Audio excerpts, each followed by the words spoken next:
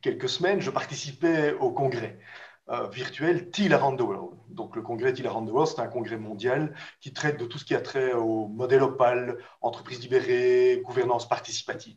Et dans ce congrès, Frédéric Laloux intervenait sur ce qu'il voyait comme une évolution possible du modèle Opal. Et il parlait de l'intégrité. Et dans ce cadre-là, il a cité l'exemple du vécu d'un de ses amis, de quelqu'un que visiblement il appréciait beaucoup. Et donc, j'ai eu envie de rencontrer cette personne. Cette personne, c'est Nicolas Hénon. Nicolas, merci beaucoup d'avoir accepté mon invitation. Alors, peut-être que les gens comme moi, je ne connaissais pas ton nom, mais par contre, j'avais beaucoup entendu parler de Kiabi. Donc, Kiabi, dans le monde des entreprises libérées, de la gouvernance participative, c'est un des exemples qu'on cite souvent. Donc, Kiabi, société française de la galaxie Meunier, le groupe est international, plus de 10 000 personnes actifs dans le prêt-à-porter. Hein, Kiabi, c'est la mode à petit prix, je crois que c'est le slogan de l'entreprise. Et donc, si j'ai bien compris, c'est toi qui es à l'origine de la transformation de l'entreprise. Tu vas nous raconter tout ça. Et puis, tu as quitté l'entreprise, je ne suis pas sûr que c'était ta volonté, en 2019, mais ça t'a permis de te lancer dans de nouvelles aventures que tu nous partageras également. Donc, deux parties à cette interview. La première, c'est vraiment ton expérience sur Kiabi et ton expérience personnelle, comment tu es arrivé à ça et ce qui s'est passé là chez Kiabi et comment tu as transformé l'entreprise ou l'entreprise s'est transformée. Et puis la seconde partie, c'est ce que tu vis aujourd'hui, ce que tu sens, tes combats actuels. Voilà. Alors, quand quelqu'un décide, comme toi, un patron d'entreprise, quand quelqu'un décide de lancer son entreprise dans cette transformation vers une gouvernance participative, il y a toujours d'abord une prise de conscience, un événement, un cheminement. Est-ce que tu peux nous parler un peu des origines? Très, très bien. Avant toute chose, merci. Merci pour ta confiance, Pierre. Merci à Fred aussi de partager ces jolis mots me concernant. J'en suis touché. Et merci d'ouvrir cet espace sur ce beau sujet. Voilà, je sais que tu travailles avec beaucoup d'engagement sur ces sujets de l'homme, de l'entreprise. Et voilà, il en faut. Euh, euh, Avant de parler de Kiabi, effectivement, dans tout voyage de transformation d'entreprise, d'organisation, pour moi, il y a d'abord un voyage de transformation d'un homme ou d'une femme qui, à un moment donné, vit une bascule pour pouvoir ensuite enclencher un processus de bascule pour l'écosystème dans lequel il travaille. En ce qui me concerne, ma bascule a eu lieu il y a une dizaine d'années, un peu plus maintenant, enfin, ça fait 11-12 ans. Sans rentrer dans le détail de toute l'histoire, moi, je venais de passer 10 ans dans la grande distribution en format pur produit de la grande distribution, dans le sens noble du terme. Plutôt bon soldat, effectivement, plutôt construit dans le soi fort. Et au bout de ces 10 premières années, en fait, je me suis retrouvé nommé en tant que directeur général de Kiabi en Italie. Et il s'est passé ce qu'on appelle un événement. Voilà, j'ai vécu un événement personnel. En l'occurrence, ça a été la maladie pour moi. Et cette maladie est venue me confronter dans toutes mes faiblesses, en fait. Je me suis retrouvé face à une perte de puissance, une perte d'énergie, une remise en question de ma capacité à porter, à être fort. Et à partir de là, je me suis retrouvé face à un processus de remise debout, d'alignement nécessaire pour pouvoir repartir. Et il y a eu un livre qui a été majeur moi, dans ce moment de vie. Ce livre s'appelle Leçons de vie d'Elisabeth Kubler-Ross. Et cette femme, suite à un incident qu'elle avait vécu elle-même, a décidé de consacrer une partie de sa vie, la dernière partie de sa vie, pardon, à l'accompagnement des personnes en fin de vie. Et à l'époque où j'ai vécu cet événement médical, je venais de démarrer un parcours qui s'appelle Toscane, qui a pour objectif de se transformer pour transformer le monde qui est autour de soi. Et cette lecture était préconisée, donc j'étais à l'hôpital à l'époque en Italie et j'étais en train de lire ce livre. Et il y a un passage qui m'a vraiment marqué. Je le fais rapidement parce qu'il est clé. Il y a un homme d'une quinzaine d'années qui est au chevet de sa grand-mère à l'hôpital et il dit à sa grand-mère je suis triste, tu vas partir. Donc, sa grand-mère est en fin de vie. Et sa grand-mère lui dit, mais ne sois pas triste, moi je ne suis pas. Et le petit-fils étonné dit, mais comment ça se fait? Enfin, tu vas être triste, enfin, tu vas mourir, tu vas disparaître. Elle dit, non, je ne suis pas triste. Et se dit, mais pourquoi? Comment c'est possible? Il dit, écoute, je ne suis pas triste parce que je pars, mais je me suis réalisé. Et son petit-fils lui dit, waouh, j'espère pouvoir dire ça à ma mort. Et sa grand-mère lui dit, mais pourquoi attendre ta mort pour te réaliser? Voilà. Et il y a eu un déclic. Je dis, mais tiens, mais aujourd'hui, je suis à l'arrêt, je reçois plein de messages de la vie. Venant percuter des sujets de gloire, de pouvoir et d'argent aussi, puisque j'avais du mal à me reprojeter dans une activité professionnelle à plein régime. Et ce mot me réaliser est venu me percuter. Et là, je me suis dit, il y a quelque chose qui ne va pas. Je ne suis pas aligné aujourd'hui en tant que dirigeant, homme et enfant intérieur. Voilà. J'étais un enfant qui aimait rire, qui aimait jouer, qui aimait transformer, qui aimait tout court. Et ce potentiel-là, je ne l'avais pas exprimé dans mon métier de dirigeant. Et je me suis dit, ben, je sors de l'hôpital et je venais d'arriver en Italie et il y avait un gros projet de redressement à faire. Et je vais vivre ce redressement en tant que dirigeant, en tant qu'homme, comme j'ai envie de l'être profondément. Voilà. Et donc, j'ai posé une mission de vie à l'époque qui était de vivre avec amour et humour des transformations vers plus de bonheur et plus de valeur. Voilà, je l'ai partagé avec mes équipes et on a enclenché un processus de renouveau. Et c'est là que la magie a opéré, où on a testé plein de choses, mais j'en parlerai après, sur de nouvelles voies de management, de gouvernance de l'entreprise. Donc voilà, la bascule a eu lieu là. Voilà. Merci, c'est la première fois que je l'entends. C'est à la fois touchant. Et on sent aussi, tu t'es rendu vulnérable là quelque part, non? La vulnérabilité a été là, quelque chose d'essentiel. Tout à fait. C'est un joli mot, en fait. C'est vrai que ces mots de fragilité, de vulnérabilité font peur, que ce soit dans nos foyers ou à l'école. On nous apprend plutôt la force, la domination, le pouvoir. Ça aussi, ces mots sont aussi importants et nobles. Mais si on n'est pas capable de percevoir en face vulnérabilité, fragilité, il n'y a pas d'équilibre, en fait. Il y a beaucoup de peuples, je suis en train de lire un bouquin extrêmement intéressant qui s'appelle Relire les sagesses d'hier pour vivre aujourd'hui. Ils reprennent des modes de vie de tribus ancestrales comme les tribus Maasai ou les aborigènes. Et ces tribus mettent en avant ces notions d'équilibre, force, faiblesse, joie, tristesse, etc.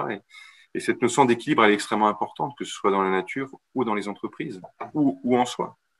Ouais. Alors bon, tu te retrouves avec ce chamboulement intérieur quelque part, aussi ta maladie, hein, là il y a eu quelque chose quand même d'assez fort, tu décides de repartir de façon alignée. J'aime beaucoup cette connexion avec ce que tu appelles ton enfant, euh, qui est en fait ton être, quoi. Enfin, une partie de ton être que tu as simplement mis de côté.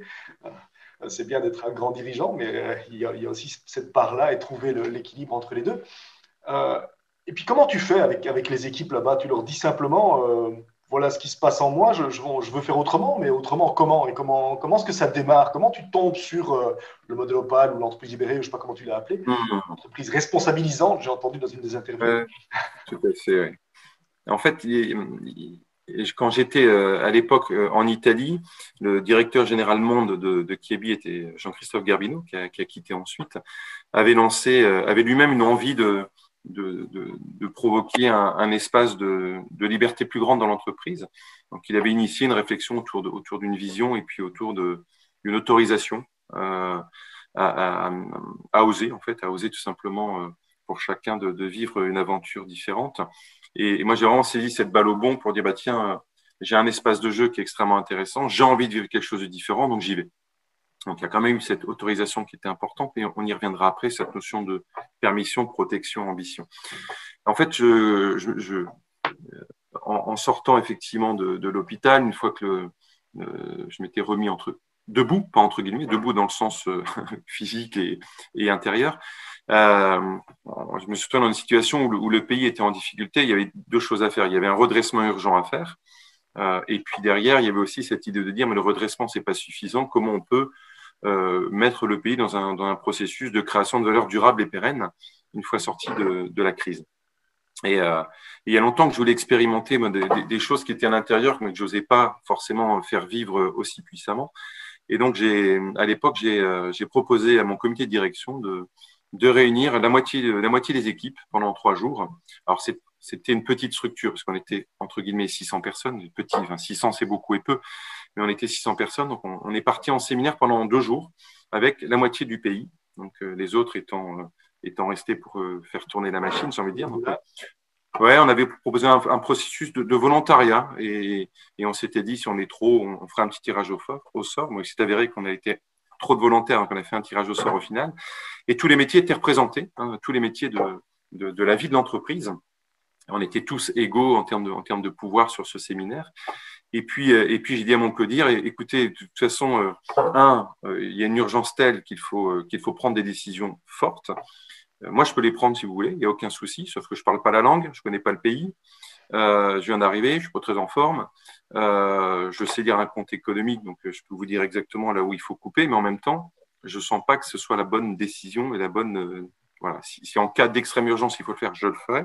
Mais je vous propose plutôt de réunir les équipes et de jouer sur un élément qui me semble important, c'est la responsabilité. Voilà. Donc, et ce qu'on va faire, on va se prendre 2 heures où on va expliquer à tout le monde, voilà les comptes, voilà la situation humaine, voilà la situation stratégique, voilà ce que le groupe attend de nous. Et la question toute simple, 1, vous ressentez quoi? 2, vous en pensez quoi? Et 3, selon vous, qu'est-ce qu'il faut faire? Voilà. Et après, on est parti sur des ateliers d'une quinzaine de personnes qui produisaient des solutions de redressement. D'accord? Ça, c'était la première journée. Et il s'est passé quelque chose d'absolument magique parce que quand le collectif des 300 s'est retrouvé confronté à une transparence totale, avec beaucoup d'humilité de la part du CODIR, parce qu'il n'y avait surtout aucun jugement de qui est responsable, on était tous responsables dans l'aventure.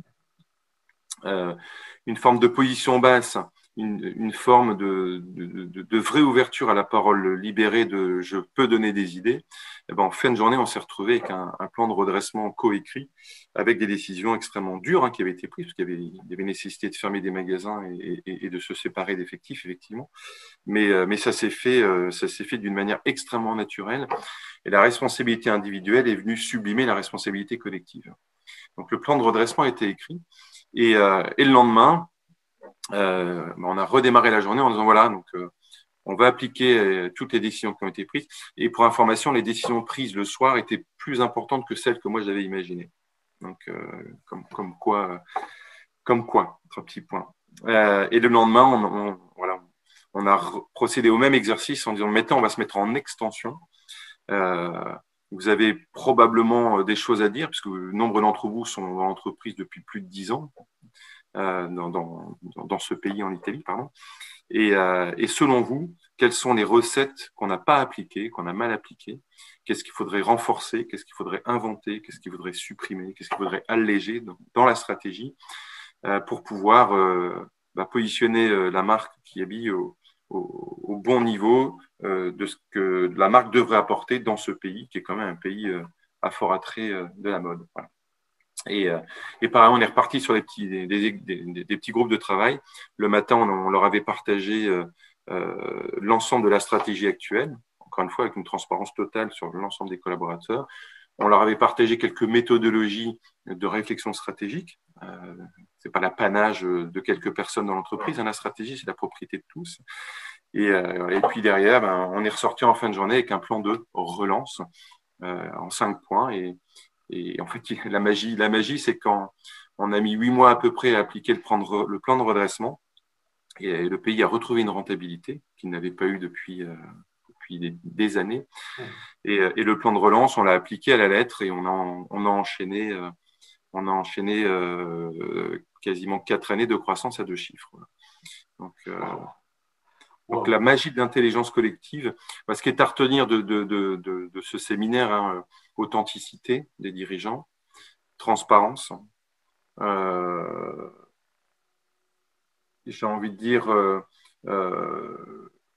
positionnement de chacun au même niveau dans la responsabilité individuelle, dans la responsabilité collective, responsabilisation de chacun dans sa responsabilité individuelle, parce que chacun a une responsabilité dans sa zone d'impact. Sa sphère de pouvoir. Voilà, exactement. Intelligence collective. Et puis, j'ai envie de dire, la magie est opérée. Et en fait, ça, c'est pas quelque chose qu'on a appliqué en respectant un processus qui existait. On l'a vraiment fait de manière instinctive. Parce qu'il y a 12 ans, il n'y avait pas encore tous ces écrits sur l'entreprise libérée.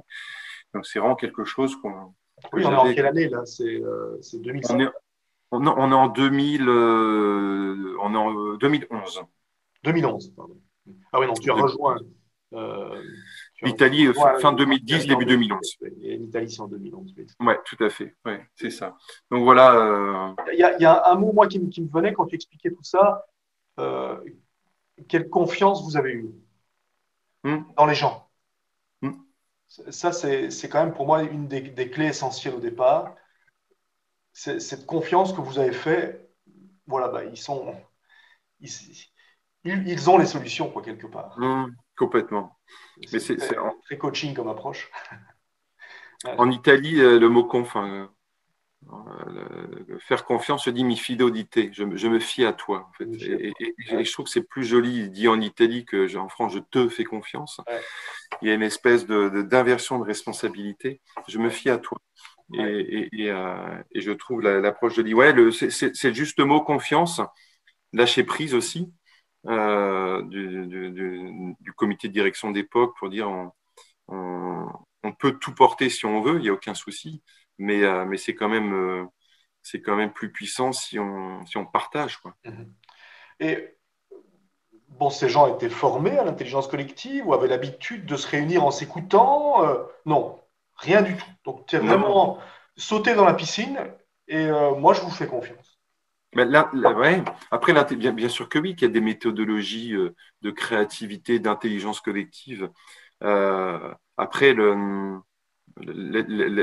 n'importe quel être humain est constitué d'une partie de réflexion et une partie d'instinct. Et là, on est venu percuter l'instinct de chacun de survie pour travailler le plan de redressement et l'instinct de chacun d'envie pour travailler le plan de relance, tout simplement. Donc, en fait, on n'avait pas forcément une méthodologie extrêmement puissante. Et si c'était à refaire aujourd'hui, je pense qu'on serait accompagné. Mais on est juste venu, j'enlève le mot juste, on est venu on a travaillé plutôt l'environnement dans lequel ils étaient que la méthodologie. Et l'environnement, il était basé à 100% sur transparence, responsabilité.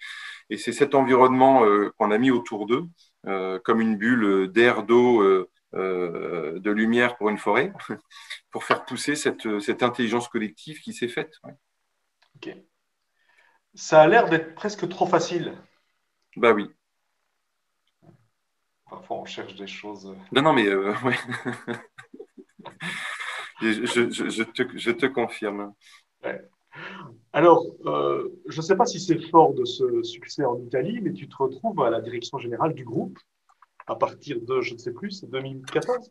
Je ne sais C'est plus. fin 2014, c'est ça, tout Fin à fait. 2014, tu reprends les rênes du groupe euh, et tu lances là la même transformation. Ouais, tout à fait. En fait, quand le DG précédent est parti, il avait vraiment appuyé fortement sur le fait qu'il avait envie qu'on se lance dans ce processus d'entreprise libérée. Mais il est parti avant de mettre en place une méthodologie. Donc, je suis arrivé sur un terreau où l'autorisation a été donnée et il fallait mettre en place un processus d'accompagnement. Parce que ce que j'ai appris pendant ces 3 années en Italie, bon, le premier coup où on a travaillé le plan de redressement et le plan de relance, je ne vais pas dire que c'était un coup de bol, j'ai le mot sérendipité qui me vient à l'esprit. Quand tu laisses 2 éprouvettes dans un laboratoire la nuit et tu t'attends d'avoir un résultat et tu as un résultat qui est tout à fait différent, qui est encore mieux. Voilà. Donc, pendant les 3 années où j'étais en Italie, en fait, comme on était sur une structure assez petite, avec beaucoup d'agilité, beaucoup de proximité, et comme on avait vécu une mise en mouvement fantastique au bout de ces 2 jours de séminaire immédiat, la confiance était installée en fait très rapidement. Et comme on était rentable assez vite au final, il y avait un niveau de confiance extrême qui m'a autorisé en fait à expérimenter plein de choses. Et donc, mon terrain d'expérimentation, ça a été l'Italie.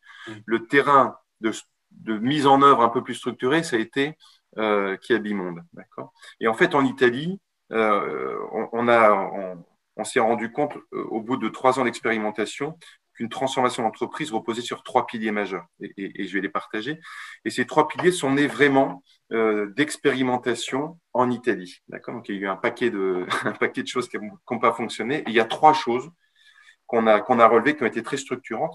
Et je pose ça parce que c'est au bout de 3 ans en Italie, il y a des équipes qui sont venues me voir en disant, mais écoute Nicolas, ce qu'on vit là, on n'a pas envie de le perdre.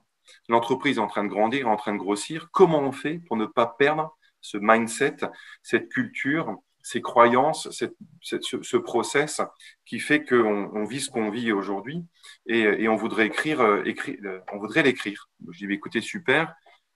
C'était deux vendeuses qui étaient venues me voir à l'époque. Je dis, vous prenez un panel de 10-15 vendeuses et vous écrivez ce que vous vivez. Et elles ont écrit un livre qui s'appelle Noi liberi e felici, donc Nous libres et heureuses. Et c'est le témoignage de 200 collaborateurs de magasins et du siège, on était 40 au siège, qui racontent ce qu'ils vivent. Ils ont fait éditer le livre en 600 exemplaires et ils l'offraient à chaque fois que quelqu'un arrivait dans l'entreprise pour ne pas perdre ce fruit. Et moi, à côté de ça, avec Elisa Donini, qui était vraiment mon partenaire d'accompagnement de la transfo, on est venu structurer les 3 piliers que je vais partager maintenant. Voilà. On dit, mais tiens, sur quoi repose techniquement cette transformation d'entreprise pour aller vers un processus opal. Voilà. Donc, moi, donc effectivement, je suis nommé fin 2014, début 2015, et j'ai en tête ces 3 piliers. Donc, du coup, c'était entre guillemets plus facile de les lancer. Le défi pour moi, c'était la taille de l'entreprise, donc effectivement 10 000 personnes. C'était la complexité géographique, 18 pays, et un siège plutôt lourd, parce qu'on était plus de 1000 au siège.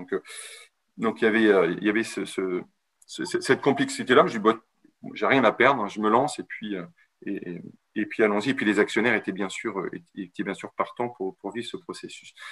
Donc les 3 piliers, je vais les partager. Le premier pilier, effectivement, c'est de disposer d'un cap commun co-construit. Le deuxième, c'est de mettre en place un environnement de confiance posé sur le bien-être. Et le troisième pilier, c'est de choisir un mode d'organisation qui corresponde à ce que le dirigeant a envie de faire vivre dans l'entreprise. Nous, en l'occurrence, c'était une organisation matricielle et résiliente. Alors, je vais expliquer un petit peu ce que c'est. Le cap commun co-construit, c'est quoi? C'est juste de s'assurer effectivement que l'entreprise dispose d'une colonne vertébrale allant d'une vision en passant par une stratégie jusqu'aux feuilles de route de mise en œuvre opérationnelle dans chaque métier. Est-ce que cette colonne vertébrale existe? D'accord. J'y reviens après. Un environnement bien-être, c'est comment on s'assure que dans l'entreprise vive la confiance. Et la confiance, elle repose sur certains plots à mettre en place dans l'entreprise pour faire émerger la confiance. Elle ne se décrète pas. D'accord. Et je reviendrai après sur les 3 plots qu'on a mis en œuvre. Et l'organisation, nous, on l'a voulu matricielle et résiliente. Matricielle parce qu'on voulait vraiment couper cette notion de silo et de pouvoir N, N-1, N-2, N-3, N-4 jusqu'à N-10. Et résiliente parce que dans la grande distribution, il y a une telle volatilité dans tous les sens du terme, euro, dollar, les matières premières, les modes de consommation, que si on n'est pas résilient, globalement, on meurt. D'accord. La mode change chaque année. Exactement. Donc ça, je le mets en parking lot et j'y reviens. Et avant de démarrer l'aventure, il y a une chose extrêmement importante, c'est quand tu pars en voyage, pour ceux qui marchent un petit peu, il faut juste vérifier ce qu'il y a dans ton sac à dos. Parce que si ton sac à dos, il pèse 80 kilos, globalement, le voyage, il va être compliqué. Et en général, il faut se délester du sac à dos de tout ce qui n'est pas utile et qui est freinant. D'accord. Et donc, je me suis amusé à faire un petit exercice autour de 2 points. 1, quelles sont les croyances freinantes de l'entreprise aujourd'hui? Et 2, OK, on a décrété qu'on voulait lancer ce mouvement d'entreprise libérée, mais pourquoi? Ça ne sert à rien de le faire s'il n'y a pas de pourquoi. Enfin, globalement, le pourquoi en un mot et en 2 mots. Donc, on a avec Marianne, qui était une personne qui m'accompagnait dans ce moment de transformation, et Ludovic Poutrin, qui était le DRH à l'époque, on a réuni à l'époque un petit groupe de 80 personnes de différents pays pour dire, voilà, est-ce que vous pouvez nous aider à identifier les croyances freinantes de l'entreprise aujourd'hui? Et 2, si vous deviez vivre un mouvement de transformation d'entreprise, ce serait pourquoi? Voilà. Et on a identifié les croyances freinantes, et c'était extrêmement intéressant de les avoir, parce que moi, dans mon projet de transformation de Kievi, travaillé à l'époque main dans la main avec mon président, il y avait un gros sujet sur la supply, un gros sujet sur la marque, et un gros sujet sur l'international. C'est pas le sujet d'aujourd'hui, on ne va pas rentrer dans les détails. Il y a quand même 5 gros plots stratégiques à accompagner. Et quand on a travaillé les croyances freinantes, on en a identifié 7, et sur les 7, il y en avait 4 qui étaient directement liés à la transformation stratégique qu'on devait mener et qui nous tiraient vers le bas. Par exemple, on n'a jamais réussi à l'international. Et on s'était écrit qu'on accélérait l'international. Mais dans l'entreprise circulait ce petit message intérieur, voilà, mais qui à un moment donné, ces croyances freinantes, elles sont là.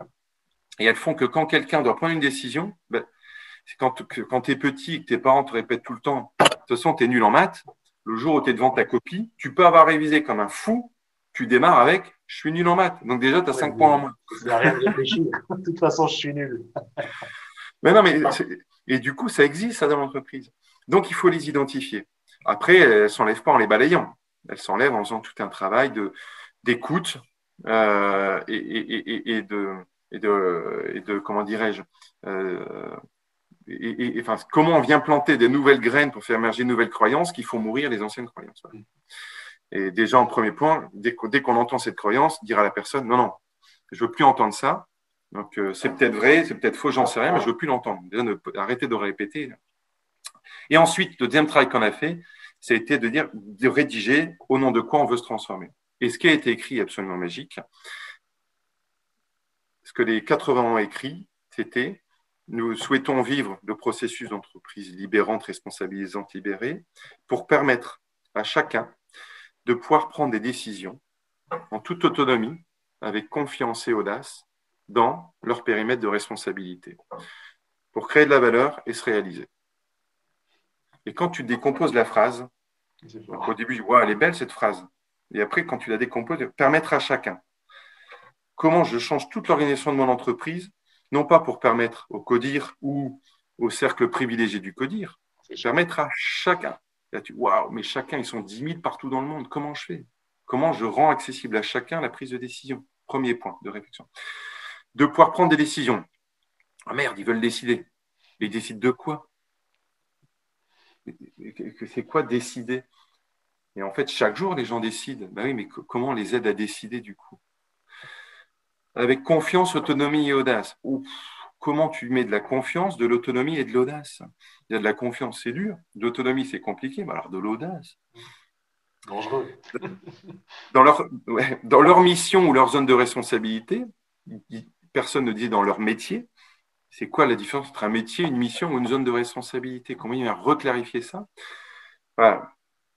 Donc, quand tu décomposes la phrase, ça t'oblige à repenser l'entreprise. Pour pouvoir créer de la valeur, ça c'est bien, mais créer de la valeur, c'est quelle valeur? Et comment ils mesurent en fait du coup? Comment on mesure? Et cette valeur, au nom de quoi? Au nom d'un truc commun, d'un truc local? Et se réaliser, ça c'était la conséquence. En fait, quand tu reprends la définition de cette phrase, tu te rapproches vraiment d'un processus qu'on appelle le processus holistique. C'est comment tu te réalises et tu t'épanouis en contribuant à quelque chose de plus grand que toi, en fait. Et la phrase raconte un peu ça, c'est comment chacun peut prendre une décision en local au nom d'une stratégie globale pour créer de la valeur et avoir le sentiment de contribuer à quelque chose de plus grand que soi et donc se réaliser. Donc c'était assez magique cette phrase. Donc voilà, donc ça c'était le terreau de départ. Donc je savais avec quelle lest la montgolfière décollait et puis avec quel vent elle pouvait avancer. Voilà. Et donc, on a mis en place derrière ces 3 piliers. Donc, le cap commun co-construit. Donc, on a, par chance, on venait de finir une vision qui était d'offrir au monde du bonheur à porter. Cette vision, on l'a recommuniquée à l'ensemble de l'entreprise, donc aux 10 000. Ensuite, on a fait un exercice de construction stratégique, un peu comme en Italie. Alors, on a pris un panel d'individus, que ce soit des collaborateurs, mais aussi des clients, des citoyens, des juniors, des seniors, des actionnaires. On s'est mis en cercle clos pendant 2 jours et on est venu structurer les grands plots stratégiques de l'entreprise, d'accord, même si j'avais forcément les leaders et le leader a forcément une direction, mais qui peut insuffler de manière inspirationnelle plutôt que directionnelle. Et donc, on a fait émerger sur une page, effectivement, la stratégie en 5 étapes, en 5 enjeux qui répondaient à la vision. D'accord ? Donc, la vision, la stratégie. Et derrière ça, on l'a communiqué aux 10 000 collaborateurs en leur disant, ben voilà, ça, c'est ce vers quoi l'entreprise souhaite aller. Vous, de votre côté, dans votre zone de responsabilité, qui est un magasin, qui est un service, qui est un métier, comment vous vous appropriez ça pour pouvoir rédiger votre feuille de mission de l'année, des éléments que vous devez inventer, renforcer, alléger ou supprimer, toujours cette matrice, pour pouvoir répondre à la stratégie. Et là, du coup, tu commences à avoir une convergence, une arborescence. J'aime bien ce mot convergence et congruence. Convergence, congruence. Des décisions. Parce que quand une vendeuse en magasin, un styliste, un acheteur ou un contrôleur de gestion, quand il prend sa décision au quotidien dans son métier, il le fait au nom de un ou plusieurs enjeux stratégiques que l'entreprise a écrits, qui sert la vision. Et donc, globalement, tu as une vraie convergence et une congruence de toutes les décisions. Et logiquement, si tu as la bonne stratégie, tu as une amélioration de la création de valeur. Donc ça, c'est le premier point. Cap commun, stratégique, co-construit et diffusé. Donc ça permet juste à la personne de se mettre debout et d'aligner des décisions. Le deuxième point, c'est comment tu mets de l'audace, de la confiance et de l'autonomie. Et là, on s'est dit, la confiance, l'audace et l'autonomie, il ne faut pas inventer l'eau chaude, hein, que ce soit un enfant, un senior ou une personne de 30 ans. Globalement, qu'est-ce qui fait que tu oses ? Tu oses si tu as confiance, tu oses si tu te sens en sécurité, tu oses si tu te sens protégé, tu oses. C'est comme quand tu apprends à faire du vélo. À un moment donné, tu lâches la selle et puis et tu trouves l'équilibre toi-même. Et donc, on se dit, on va travailler sur cet environnement de bien-être. Voilà. Et on a intensifié les actions sur trois choses. Un, l'écoute. On a mis en place dans l'entreprise tout un processus d'écoute, les écoutes en début de réunion. Donc, ça peut être une météo comme une écoute un peu plus approfondie.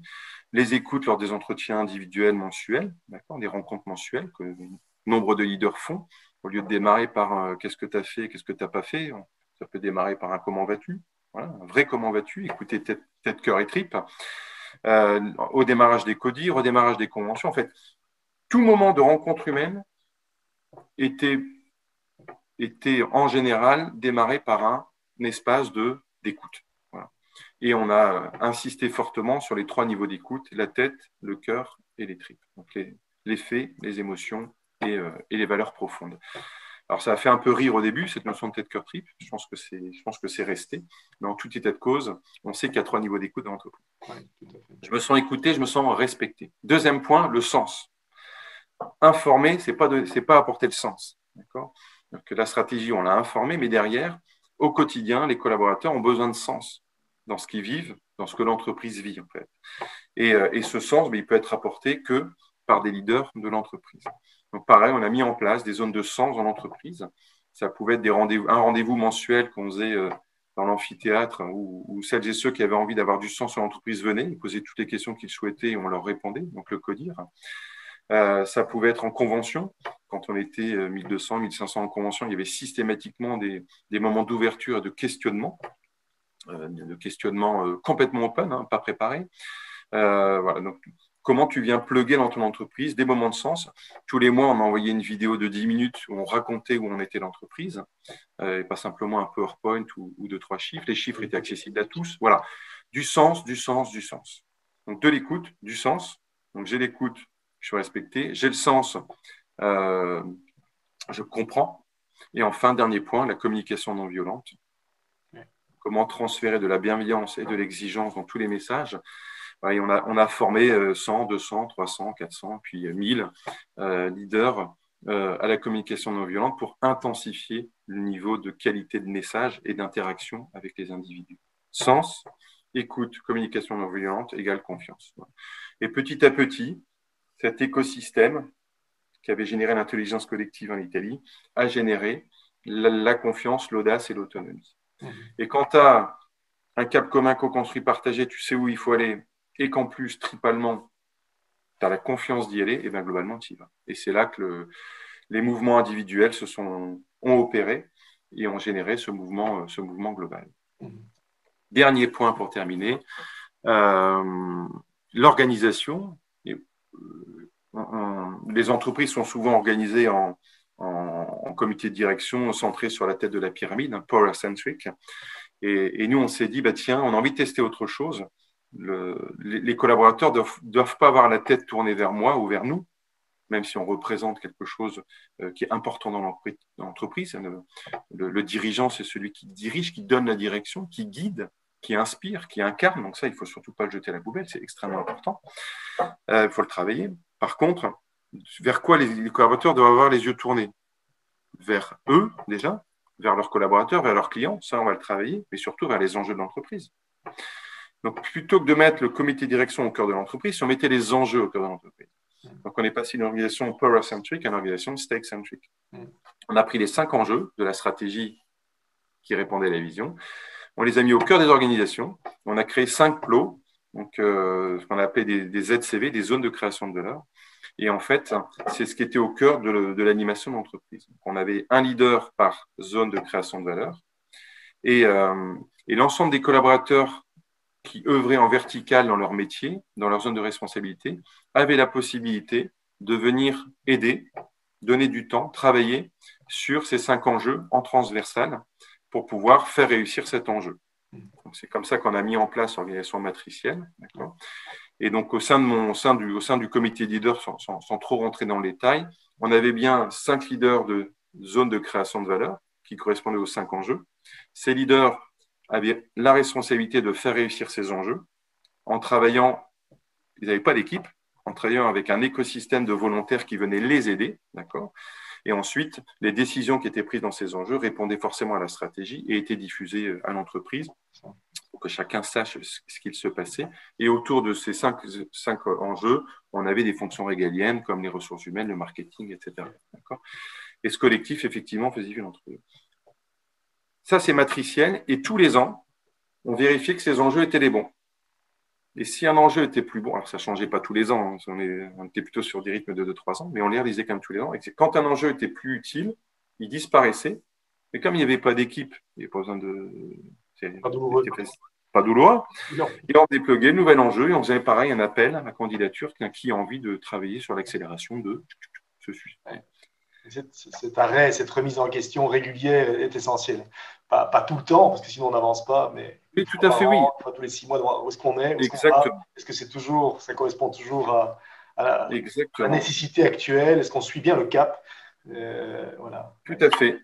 Donc, les croyances, la finalité, le pourquoi, les 3 piliers, et le vivant. Voilà. Ça a mis combien d'années, tout ça? En fait, ça dépend des piliers, en fait.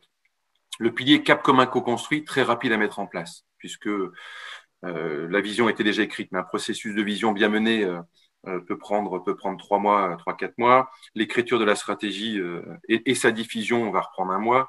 Donc, j'ai envie de dire, en un semestre, on peut avoir fait, en prenant le temps. Après, l'idée, c'est pas tout speeder non plus. Si on va avoir un bon niveau de redescente d'information, parce que si tu redescends la stratégie aux 10 000 collaborateurs, il faut mettre en place une cellule de questionnement-réponse. Donc, il faut accueillir aussi les questionnements que les collaborateurs auraient. Et en 6 mois, ce pilier peut être implémenté. D'accord ? Le pilier organisationnel, pareil, c'est quelque chose qui peut être fait assez rapidement. Déstructurer une organisation, réécrire les rôles et missions de chacun, le diffuser. En 3-4 mois, ça peut être fait. D'accord ? Encore une fois, je donne des si on est en cellule de crise, on ne va pas mettre 3-4 mois. Je dis le temps de faire émerger en intelligence collective, de rédiger, de faire relire, de diffuser et de répondre aux questions-réponses, on va faire quelque chose de propre qui descend vraiment loin. D'accord ? Le pilier le plus long qui a duré 3 ans, c'est le changement de l'environnement, l'environnement de bien-être. Parce que le temps de faire émerger des nouvelles croyances, faire mourir, s'endormir, ça dépend, les croyances freinantes, le temps que chacun ait accès, le temps qu'on mette en place les cellules d'écoute, que ça se généralise dans tous les rythmes managériaux, le temps qu'on mette en place les cellules de sens, que ça se généralise, le temps qu'on forme à la communication non violente, qu'on mette en œuvre, qu'on applique. Et globalement, un collaborateur, s'il doit être authentique, s'il doit dire « vas-y, j'ai confiance en toi, je t'invite vraiment à oser », il va le faire une fois, il va vérifier comment tu réagis, il va le faire 2 fois, il va vérifier comment tu réagis, il va le faire 3 fois, il va voir comment tu réagis sans trop se lancer. Et au bout de 3 fois, il va dire « ok, non, c'est bon, on ne me ment pas, c'est vrai. » Ça a l'air d'être vrai. Ça a l'air d'être vrai, j'y vais. Et tu passes la tête tout doucement, hop, ok. Pas la piège. Et ça, c'est long, si tu veux. C'est un processus très long. Et on n'était pas à 100% des collaborateurs qui vivaient ça au quotidien. Hein. Je ne peux pas te donner de pourcentage. On a 3 indicateurs. Les 2 moins essentiels et le plus essentiel pour moi. Les 2 moins essentiels, on avait NPS, Net Promoter Score, qui était très, très, très, très bon. C'est un premier outil de mesure. Il y a un organisme qui s'appelle Great Place to Work qui organise les reconnaissances des entreprises qui prennent soin de leurs collaborateurs. On a fini au bout de 3 ans et demi, on était 2e des entreprises de plus de 5000 collaborateurs. On avait fait un vrai bond en avant. Je veux dire, ça, c'est des outils de mesure intéressants, mais pas suffisants. Et moi, tous les mois, je passais une journée avec 20 collaborateurs. Donc, de 9h du matin à 17h. Et on avait tout un processus de mise en confiance. Et ensuite, donc, je racontais l'histoire de l'entreprise, je racontais la stratégie, il y avait un peu de questionnement de clarification. Et après, ils partaient en sous-groupe pendant 1 heure, en sous-groupe de 5, et autour de 3 questions. Dans ce que tu vis aujourd'hui dans ton entreprise, qu'est-ce qui fait sens, pas sens? Qu'est-ce qui est facile, difficile, et de quoi tu as besoin? Sens, pas sens, facile, difficile, de quoi tu as besoin? Et à 5, avec tout un processus, comment on écoute, comment on fait une reformulation, comment on fait un débrief, etc. Et derrière, on se remettait en collectif à 20 et s'exprimer ceux qui avaient envie de s'exprimer. Et ça, c'était le meilleur outil de mesure, en fait. Parce que tu ressens profondément ce qui se passe dans l'entreprise. C'est comme un marin sur son bateau. Tu as juste à poser la main sur la coque et sur la voile et tu sais exactement ce qui se passe. Quoi. Et donc ça, effectivement, on a pu sentir que les choses évoluaient. Et c'est assez rigolo. Cet événement s'appelait le Qui écoute. Et entre les Qui écoute de ma première année, de la 2e, de la 3e, de la 4e, tu as vu le bateau changer de cap, quoi. Mais c'est long. Ouais. Enfin, j'ai envie de dire, pour 10 000 personnes, 3 ans, ce n'est pas grand-chose. Alors, j'aurais aimé que les 10 000 soient concernés, mais on va dire que la bascule a eu lieu. Voilà, tout à fait. Je ne sais pas dire si c'est… normalement, the tipping point, c'est 10%. Je ne peux pas dire si c'était 10, 20, 30, 40. 100, c'est sûr que non. Mais je ne saurais te dire. Mais en tout cas, la bascule a eu lieu. Ouais. Quand tu as parlé de l'Italie, qui était un peu ton laboratoire, je dirais, où tu as expérimenté des choses, tu as parlé de choses que tu as essayées qui n'ont pas fonctionné. Est-ce que tu pourras en exprimer quelques-unes, en citer quelques-unes, qui seraient des choses que un dirigeant aurait tendance naturellement à essayer, alors que d'après toi, ce n'est pas la bonne voie? C'est loin, donc je vais prendre juste quelques secondes pour me remémorer. Dans le désordre, hein, ce qui me vient à l'esprit, il y a des endroits où j'ai poussé. J'ai voulu tester l'holacratie dans un des services. D'accord. Et en fait, on était allé tellement loin dans le repositionnement du rôle du leader, parce que moi, je suis convaincu que dans les organisations, il y a besoin de managers, il y a besoin de leaders. Encore plus si tu veux une organisation où tu veux sublimer l'écoute, le sens, la communication non violente. Tu viens sublimer le rôle du manager. Tu viens repositionner sa vraie responsabilité, en fait. Et en fait, la greffe n'a pas du tout pris parce que j'ai essayé d'implémenter quelque chose qui ne correspondait pas à ma culture, en fait. Donc, c'était extrêmement important. J'en ai pris conscience après, en fait. Tu ne mets pas en place un processus qui ne te ressemble pas. Tu ne peux pas. Ou alors, j'aurais dû faire tout un travail d'holacratie, moi, de mon côté, et de vivre. Mais tu peux pas. C'est comme si tu faisais un transfert de sang au plus à quelqu'un qui est A. Quoi. Ça ne marche pas. C'est tentant de croire qu'on peut sortir de la bibliothèque, là, voilà, ben, on va faire ça, c'est facile, on suit la recette et on y est. Euh, Ouais, mais le travail est beaucoup plus beau, beaucoup plus profond. Il commence par soi-même, quoi. ouais, c'est ça. Mais en fait, tu résumes bien. En fait, dès que j'ai voulu tester quelque chose dans lequel je ne croyais pas profondément et que je n'incarnais pas, ça n'a pas marché. En fait. Ouais. C'est peut-être même pas Le- toi, c'est vraiment incarné, je pense, qui part de toi, quoi, qui part ouais, du c'est cœur ça. de ton cœur. C'est ça. De- cette transformation, elle ne peut être qu'authentique, sinon il n'y a pas de transformation. Exactement. On Ouais, a testé les modes de rémunération ouvertes où chacun se les partage et ça n'a pas du tout marché parce que c'est pas culturel ou pas le moment où j'en sais rien.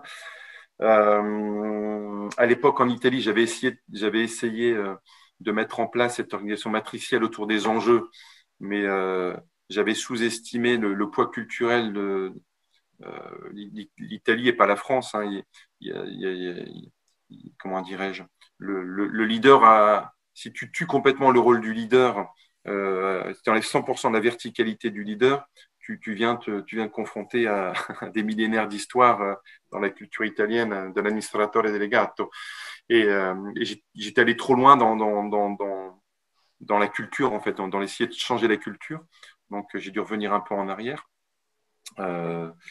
Euh, Qu'est-ce qui me vient encore à l'esprit?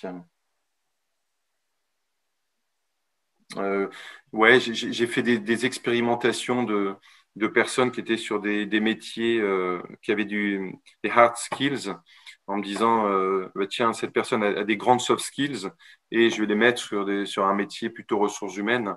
Donc, j'ai fait des expérimentations en me disant, bah, tiens, cette personne a des soft skills extrêmement développés, je peux la mettre sur des métiers où il y a bien que de soft skills. En fait, la greffe n'a pas pris parce qu'il faut aussi intégrer les talents de la personne et son expérience et les actes réflexes qu'elle a développés dans ses hard skills. Voilà, tout n'est pas possible. Il faut, en résumé, j'irai deux choses. Un, il faut pas violenter oui. la nature d'un individu. Accompagner Et plutôt que de. ouais, il faut laisser le temps aux choses aussi, tu vois. Et l'autre élément, il ne faut pas violenter la culture. Euh, et le troisième point, il ne faut pas mettre en place des choses auxquelles tu ne crois pas et que tu n'incarnes pas. Okay. Alors, ton histoire chez Kiabi se termine en 2019. C'est Fin pas très 2018. clair. J'ai pas réussi à trouver ce qui s'est passé. Je ne sais pas si tu as envie de partager là-dessus ou si c'est voilà, parce que tu travailles encore pour la famille Mulier en particulier, donc Ouais, tout à vous fait. n'êtes pas tout à fait disputé, j'ai l'impression. Non, pas du tout. Donc Non, voilà, mais enfin quand même, c'est pas ta décision de quitter le groupe, c'est non. on t'a mis de côté quoi. Enfin, on t'a demandé en tout cas où. Bah, est-ce qu'un DG est éternel? Non. Est-ce qu'un DG doit être éternel? Non plus. Après, l'entreprise, c'est vivant et il y a des périodes où quand la gouvernance change, quand la gouvernance, les entreprises, c'est souvent un conseil de surveillance, un président et un DG et un comité de direction. Il s'est avéré qu'à l'époque, la gouvernance a changé. Donc, j'ai perdu mon président avec qui j'étais en vrai binôme. Et voilà, une nouvelle présidente a été nommée et on ne s'est pas entendu. Donc j'ai envie de dire, c'est la vie et c'est difficile de porter ce type. Bah, déjà, diriger une entreprise dans un binôme qui ne s'entend pas, c'est très difficile, voire impossible. Et encore plus quand on est dans ce type de mouvement où l'authenticité est plus que nécessaire. Donc on s'est séparés parce qu'on savait que c'était plus possible de vivre cette aventure dans un format de Et confiance dans ce terme. Voilà. ce qui veut dire que Kiabi a fait marche arrière ou a pris une autre voie que l'entreprise libérée. Où est-ce Alors qu'ils en sont non, maintenant? non, parce que j'ai été remplacé par deux personnes, donc ils ont divisé l'entreprise autour de deux DG qui faisaient partie de mes équipes. Effectivement, la présidente en place est venue mettre aussi je veux dire son, euh, son, son mindset et puis sa vision de l'entreprise. Donc, il y a quelques éléments stratégiques qui ont changé. Mais il y a des choses qui sont protégées aujourd'hui. Enfin, ces sujets de liberté et responsabilité sont entretenus par Béatrice et Patrick qui ont pris la suite. Après, le Covid est passé par là. Donc, j'ai envie de dire, je ne sais pas comment j'aurais géré cette situation. Donc, mais il y a des choses qui ont tellement changé profondément que des nouvelles croyances ont émergé. Et ça, c'est là, j'ai envie de dire. Et ils en prennent soin aujourd'hui. Ouais. Okay. Pour ceux que ça intéresse, tu as co-écrit un livre qui reprend vraiment toute ton expérience de dirigeant et ta vision, ce que tu as appris. Voilà. Tu peux nous dire deux, trois mots sur ce livre? C'est gentil d'en parler.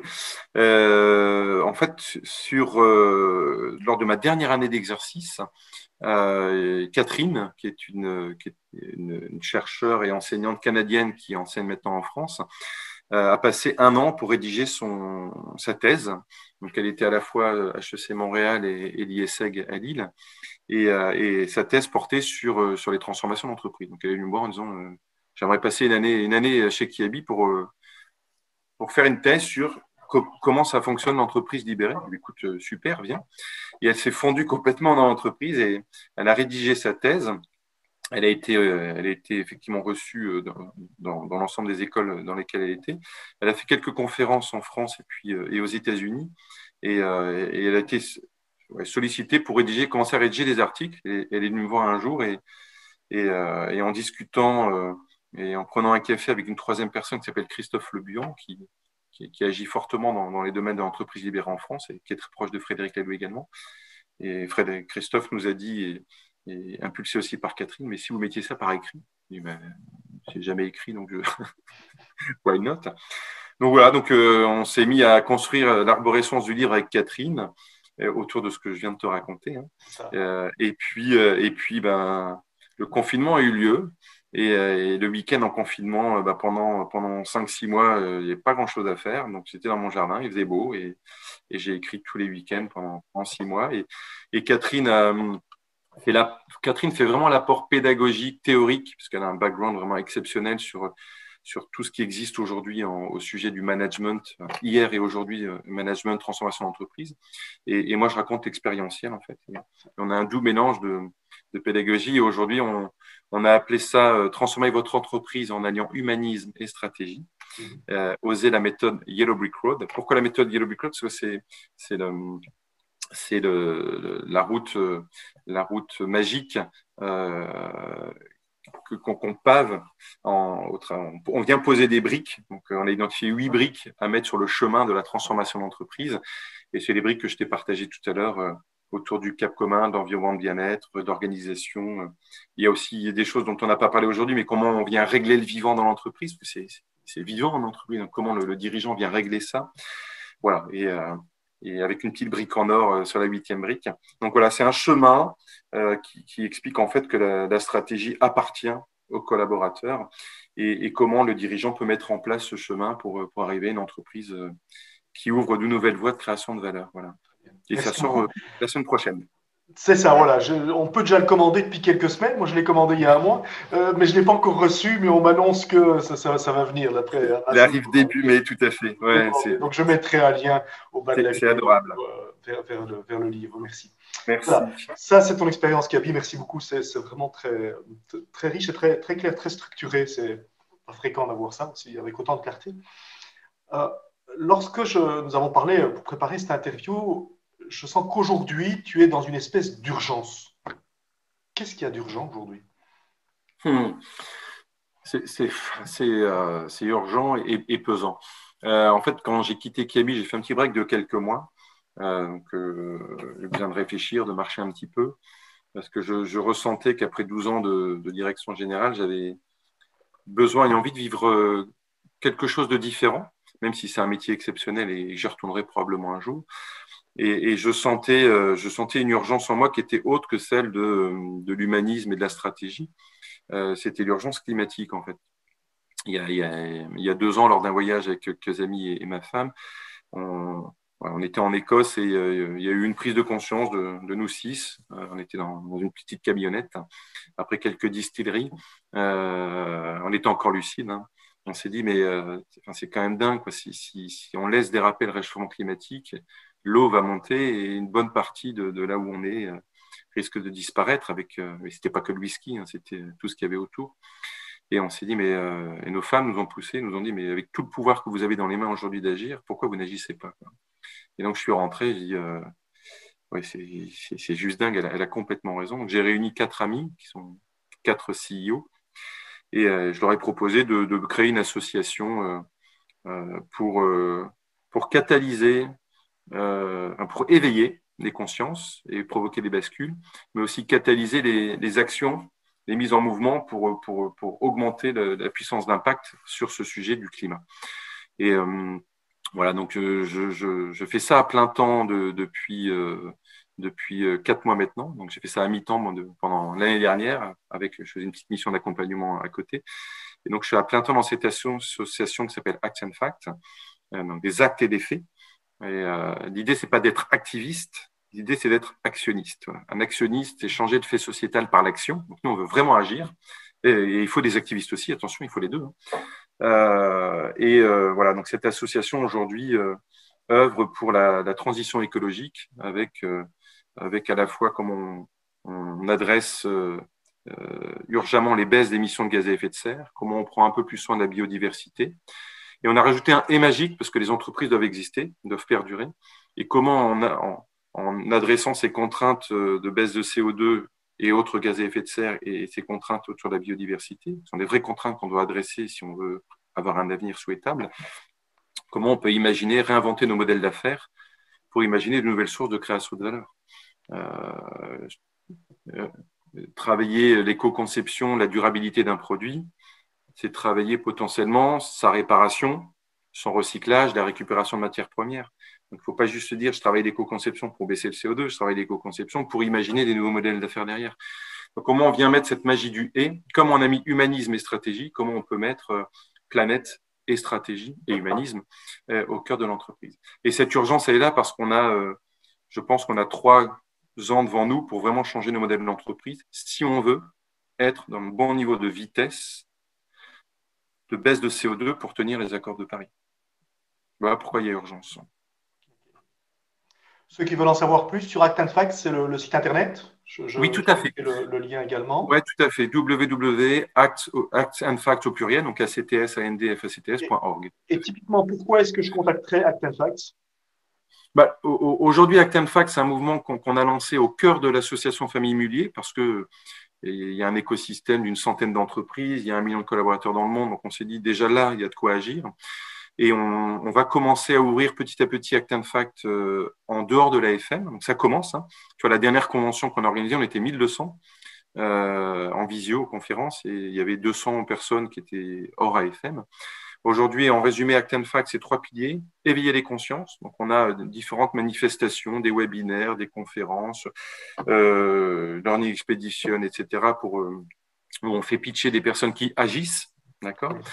On a un pilier agir, où on a 20 chantiers inter-entreprises pour accélérer la baisse de CO2, donc éco-conception, recyclage, réparation, gestion des déchets, etc. Et un 3e pilier qui va démarrer sur le second semestre, on va créer une école de la transition écologique pour former à l'action sur ces sujets de la transition écologique. Voilà. Donc ça sera ouvert demain à toutes celles et ceux qui voudront ou s'éveiller, ou se former, ou agir. Voilà. Ok, merci beaucoup. Merci à toi, Pierre. Avant de nous quitter, je te pose la question que je pose toujours à la fin de ce type d'interview. C'est quel message as-tu envie de donner aux dirigeants, aux entrepreneurs?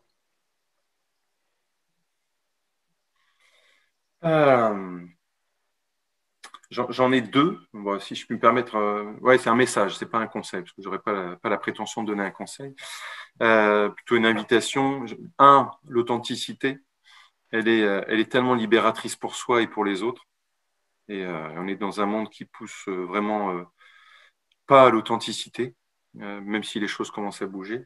C'est quoi? C'est découvrez qui vous êtes et soyez-le? Voilà, tout simplement. Merci de définir. Et 2, c'est au cœur de ce que je fais dans mon métier aussi. Donc. Et 2, oser. Oser parce que ça sert à quoi de passer à un endroit si c'est juste pour préserver, protéger, préserver l'État pour ne pas prendre de risques ou se protéger soi pour ne pas s'exposer. Oser parce que l'entreprise, c'est un écosystème tellement beau et tellement magique qu'il y a plein de choses à expérimenter. Mais pour ça, il faut, comme je disais tout à l'heure, la permission, la protection et l'ambition. Donc, il faut que ce soit très aligné avec son actionnaire, avec sa gouvernance et ses équipes. Donc voilà, donc authenticité et oser. Voilà. Si j'ose, j'aurai probablement beaucoup de petits échecs et de grandes réussites. Si je Bien n'ose sûr. pas, j'aurai un grand échec. Bah, exactement. Bah, c'est le mot de la fin. Ça me va bien. Nicolas, merci beaucoup. C'est vraiment très, très inspirant.